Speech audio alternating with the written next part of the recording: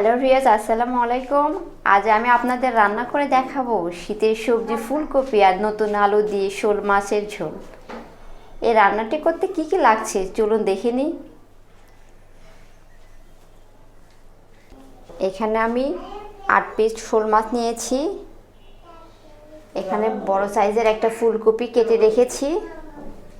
নিয়েছি 2টা মাঝারি সাইজের আলু। এখানে একটা বড় সাইজের পেঁয়াজ কেটে রেখেছি। এখানে আছে আদা রসুন বাটা, 1 চামচ আদা 1 চামচ রসুন। এখানে আমি রেখেছি 6টা কাঁচামরিচ দিয়ে, এখানে রেখেছি 6টা কাঁচামরিচ, 1/2 চামচ জিরা দিয়ে বেটে রেখেছি। আর এখানে আছে মরিচের গুঁড়া, জিরার গুঁড়া, হলুদের গুঁড়া আর ধনিয়া গুঁড়া, আছে তেল, লবণ এবং পানি। চলুন এবার রান্নাটা শুরু করা যাক। প্রথমে চুলা প্যানটা বসালাম। এখন আমি চুলার জালটা বাড়িয়ে দিচ্ছি। আমি এখন কড়াইয়ে 2 টেবিল চামচ তেল দিয়ে দিচ্ছি।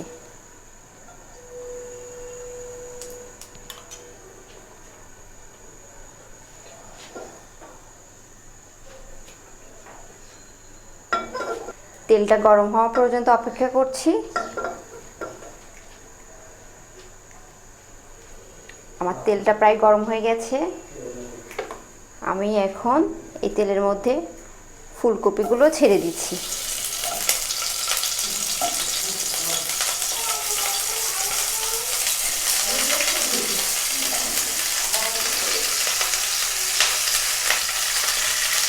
চুলার জালটা কমিয়ে দিচ্ছি। আমি এখানে ফুলকপির ভিতর 1/2 চামচ হলুদের গুঁড়া দিয়ে দিচ্ছি আর দিচ্ছি সামান্য লবণ দিয়ে ফুলকপিটা আমি ভাজবো।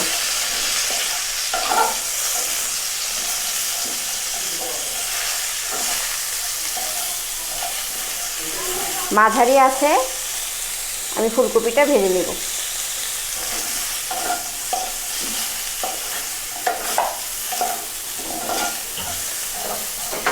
আমার তেলটা মনে হয় কম হয়ে গেছে, আমি এখানে আরেক চামচ তেল দিয়ে নিচ্ছি।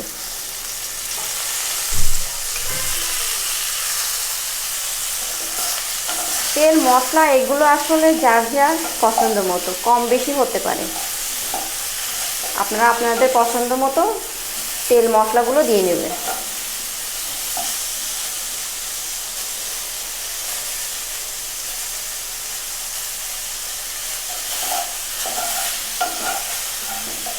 এভাবে আমি 3 মিনিট ভাজবো।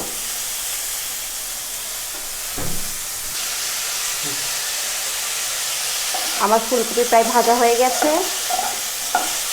আমি এখন এইগুলো বাটিতে উঠে নিচ্ছি।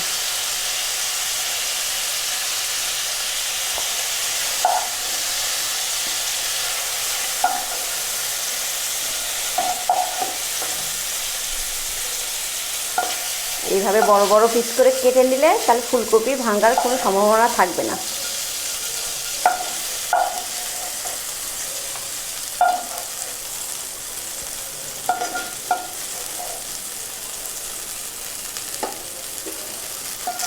আমি এখন এই কড়াইয়ের ভিতর আর তেল দিয়ে নিচ্ছি। আপনারা আপনাদের পরিমাণ মতো তেল দিয়ে নিন।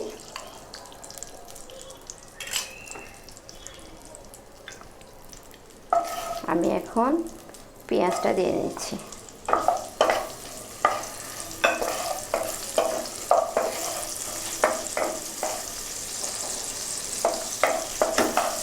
চুলা জালটা মিডিয়াম করে রাখবো।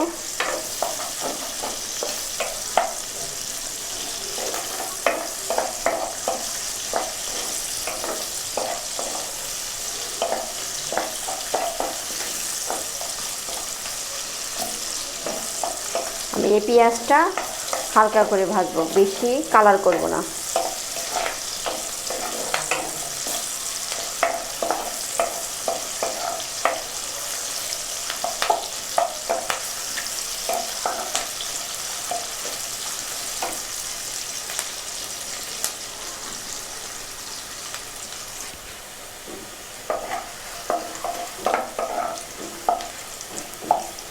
আমার পেঁয়াজ ভাজাটা হয়ে গেছে। আমি এখন এর ভিতর বেটে রাখা কাঁচামরিচ এবং জিরাটা দিয়ে দিচ্ছি।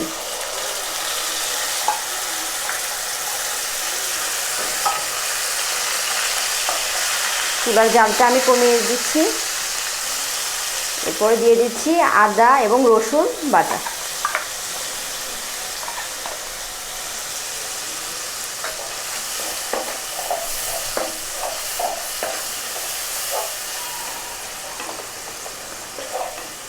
দিয়ে দিচ্ছি 1 চামচ হলুদের গুঁড়া,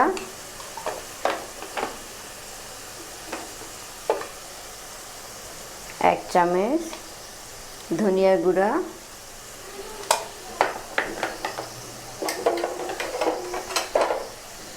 দিচ্ছি 1/2 চামচ মরিচের গুঁড়া।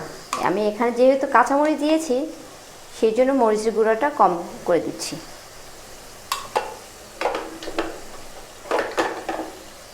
আর দিচ্ছি পরিমাণ মতো লবণ।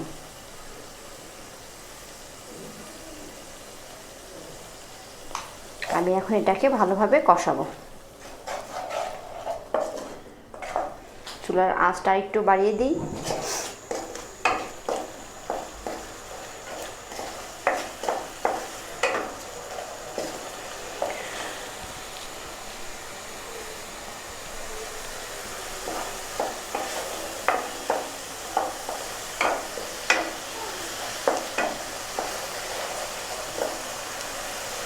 এইভাবে 1 মিনিট কষাবো।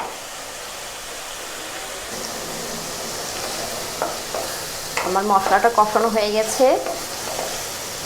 দেখতে পাচ্ছেন আমার মশলা দিয়ে তেল বের হয়ে আসছে। আমি এখন এই পর্যায়ে সামান্য পানি দিয়ে নিচ্ছি।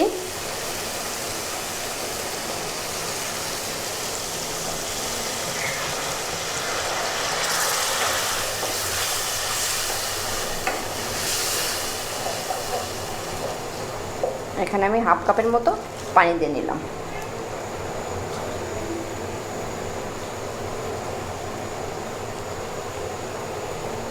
এখন এই মশলাটা বলক না ওঠা পর্যন্ত অপেক্ষা করব।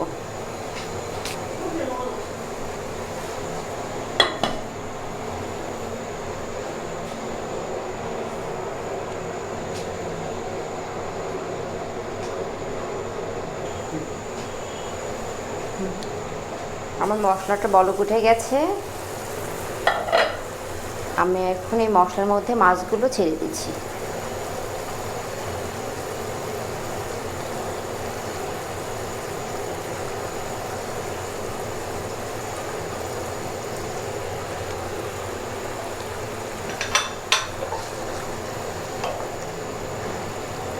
আমি এখন এই পাশে 3 মিনিট কষাবো।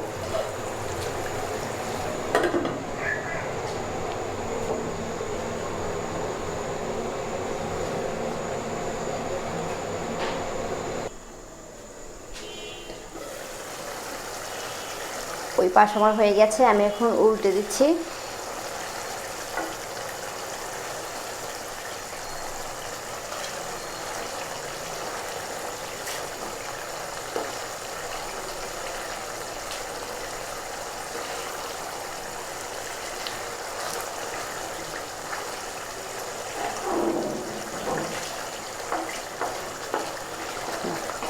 একইভাবে ওই পাশটাও 3 মিনিট হবে।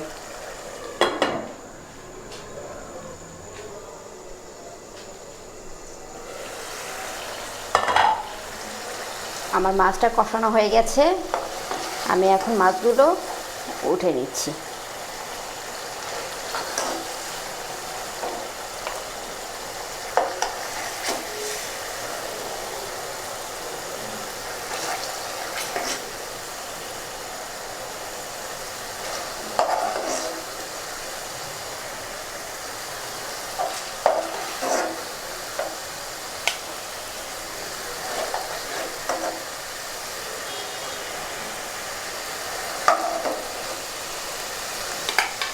আমি এখন এই মশলার মধ্যে ফুলকপিগুলো দিয়ে দিচ্ছি। আর দিচ্ছি কেটে রাখা আলু।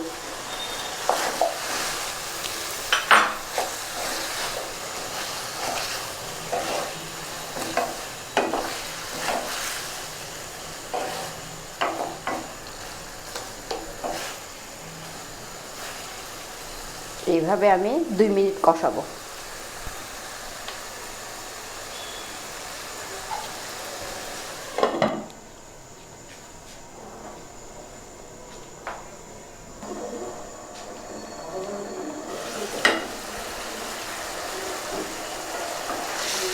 আমার ফুলকপিগুলো প্রায় কষানো হয়ে গেছে।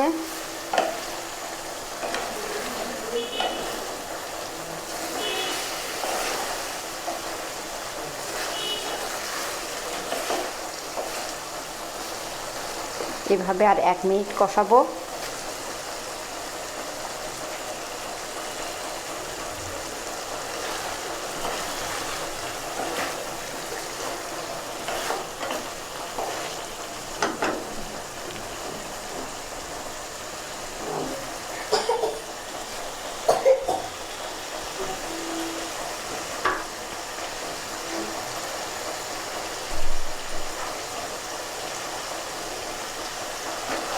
আমার ফুলকপি এবং আলু কষানো হয়ে গেছে। আমি এখন এর ভিতর পরিমাণ মতো পানি দিয়ে দিচ্ছি।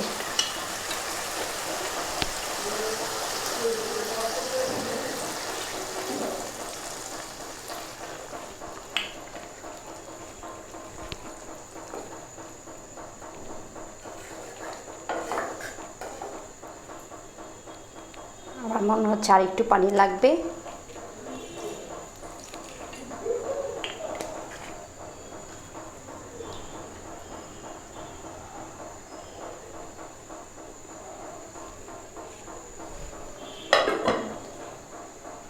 এখন আমি ফুল স্পিডে জালটা বাড়ায় দিচ্ছি।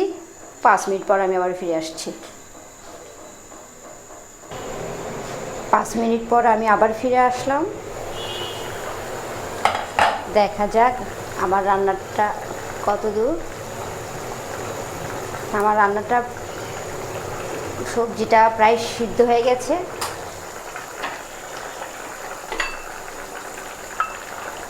এই পর্যায়ে আমি এখন মাছগুলো দিয়ে দিচ্ছি।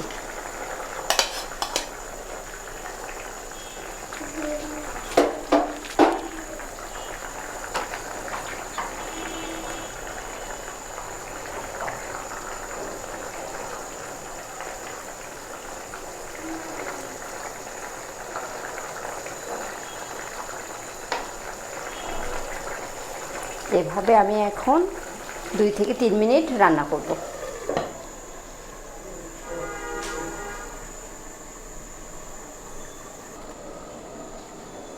আমি আবার ফিরে আসলাম। আমার রান্নাটা প্রায় হয়ে গেছে। এখন এই পর্যায়ে আমি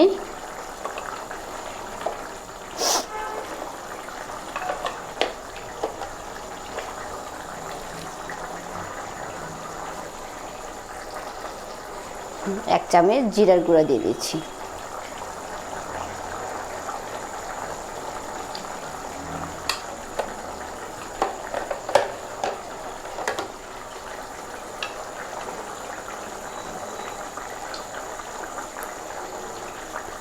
এখানে 4টা কাঁচামরিচ দিয়ে নিচ্ছি।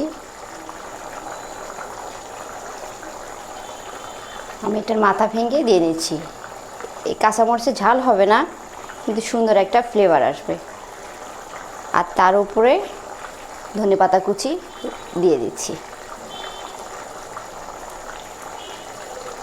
আমি এখন এই তরকারিটা একটু ঝোল ঝোল রাখবো, তাই বেশি শুকাবো না। এভাবে আমি এখন 1 মিনিট রান্না করব। ঢাকনাটা ঢেকে 1 মিনিট রান্না করব।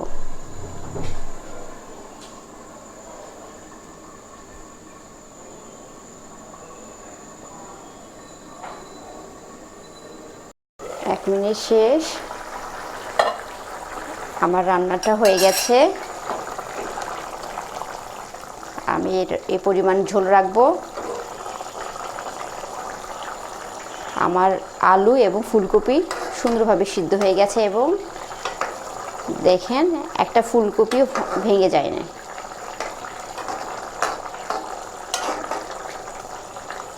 আপনারা কিন্তু অবশ্যই লবণটা টেস্ট করে নেবেন। রান্নাটা হয়ে গেছে, আমি এখন চুলাটা অফ করে দিচ্ছি।